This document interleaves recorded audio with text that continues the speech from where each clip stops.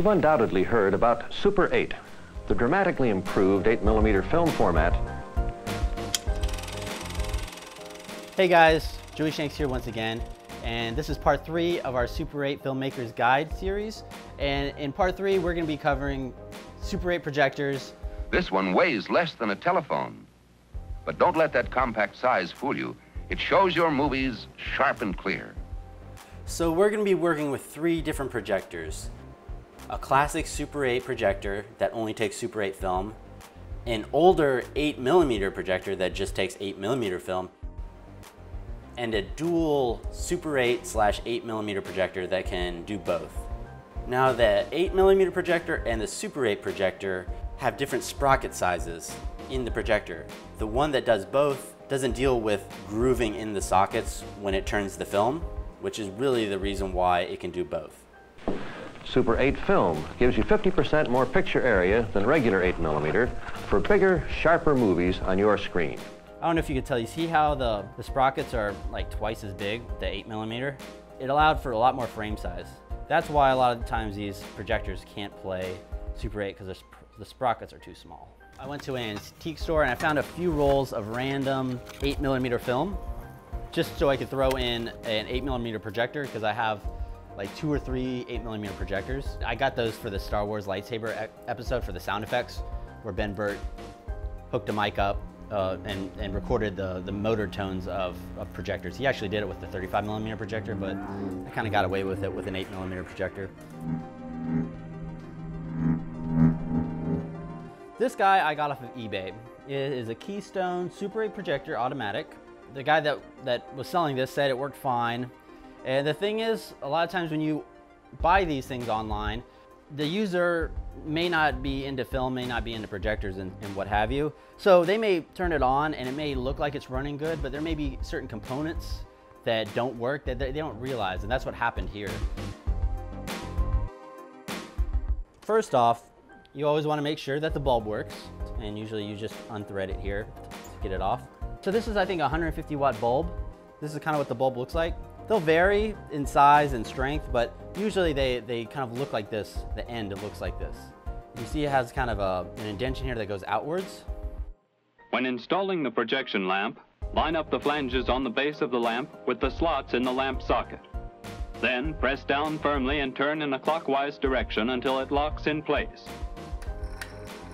And it works like so. First, you want to make sure the motor runs. She's loud. So it's turning here in the forward position, but I go to rewind, and the rewind doesn't work. So I've gotten 2 projectors, I think, and the rewind has not worked. And that's something that a lot of times that the people that are selling these just don't realize, that the rewind doesn't work. A lot of times what I've had to do is just hand spool it to rewind it, which is definitely a pain. And I guess this is only like a 2-minute clip. It's not that bad.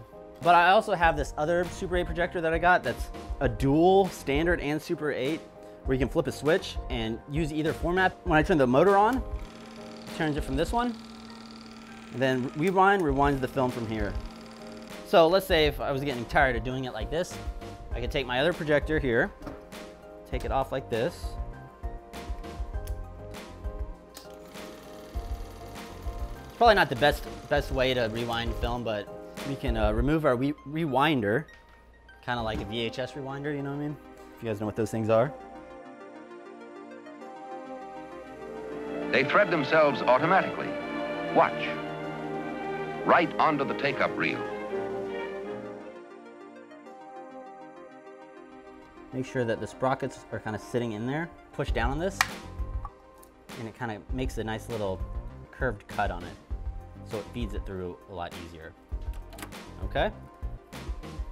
So the sprockets are facing towards us. This is gonna let your film in. You push this down. When I just hold it in, it'll feed it through here, come down here, it'll loop around, so it'll feed back down through there and then pop it out through there. We don't wanna have the light on because if it gets stuck for some reason, it'll burn through the film, so we just wanna turn the motor on. So here we go. See, it's going through. It should come out here.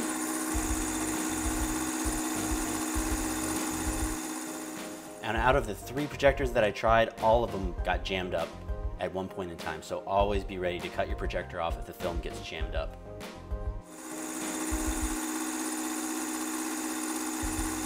And then you turn it off. I was hoping it might like catch automatically, but that'd be too easy, wouldn't it? Stick it on in there. Okay.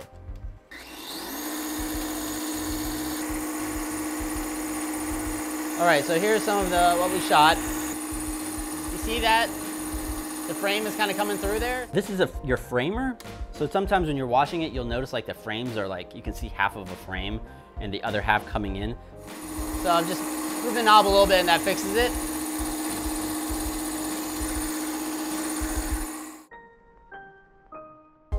I shot 1 roll of black and white reversal of my friend's daughter's birthday party. The great thing is with black and white, all you have to do is get it developed and sent back, and then we're just going to set up our camera and film the white paper and essentially digitize it ourselves. I used photography paper. I used the opposite side, so it's not too shiny, but it's still really clean. This is dirt in the aperture of the projector, which must be carefully cleaned before the showing, for the dirt is not only disturbing to see, but it will scratch the film. An air canister and blow it, try to get some of this unwanted hairs out. See, I was able to get it by blowing on it. And when you guys are setting up your camera to record this, record at 30 frames a second, not 24 frames. Recording at 30 frames a second is going to take out that flicker and look a lot better, believe it or not. And there is also another technique that you guys can try out. You can pop the lens off of your projector, and if you have a really good macro lens, you can get super close to the actual gate of the projector and film it that way. You might be able to get a little bit more of a pure image by doing it this way, but for the most part, I really couldn't tell the difference. So I was telling you guys about how it looks when you try to project a color reversal. So we're gonna do that right now. So we have our first 2 rolls from Galaxy Gulch. All right, so I see that it's running good. So now I'll turn the lamp on. All right, oh, you can actually see that pretty good. So as you can see, like I said, I tried even bringing this in post-production and like flopping the colors, but it's just, there's just so much information that the camera needs or that the computer needs that you're not gonna get the same color the way it truly looks.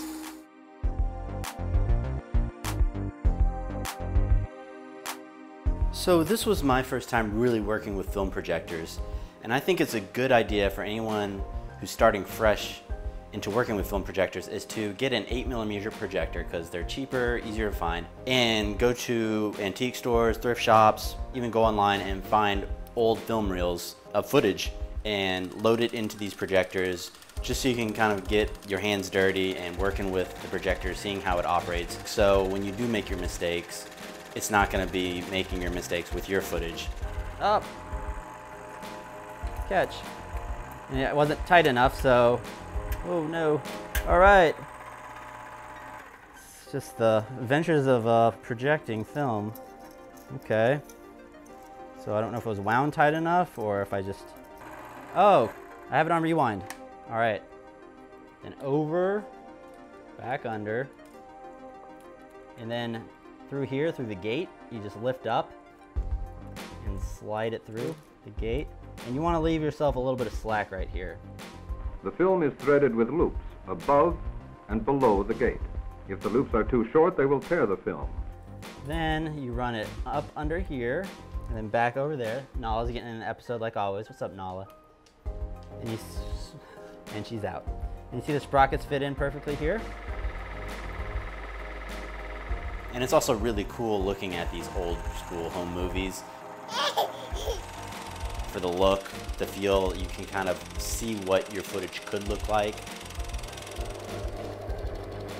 And also, it's kind of fun to burn film frames.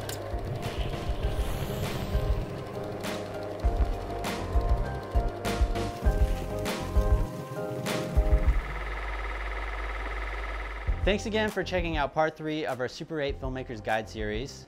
Stay tuned for part 4 where we're going to be going over looking at our digitized footage that we sent off and editing our film Galaxy Gulch, going over some sound issues. It's very hard to work with sound when you have these noisy Super 8 cameras.